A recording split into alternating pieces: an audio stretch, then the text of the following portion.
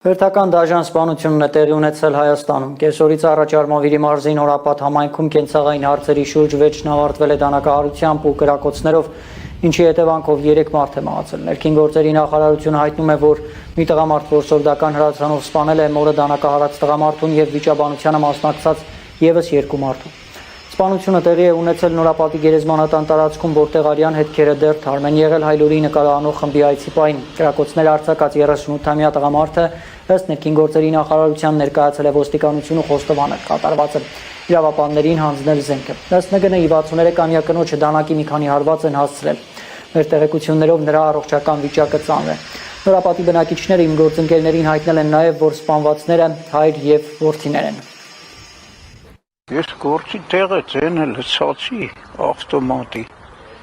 կրակելու հաշտուկեցի, բայց մի 10 րոպե հետո տղերքին ասին, որ սենց բան եղել։ Լսեցի, որ ասին մոր վիր բանը կուկուր կդրեր են, սենց խփերա, ինչ արել այդ տիպի։ Սենց ստույգ չգիտեմ, չեմ շփում իրան, բաներ չեն արտահայտում, ես էլ հորը մի անգամ հարցել է, հերն էլ ասեց, ոչի բան էլ չկա, Ռուբոջան, ոչի բան էլ է սա։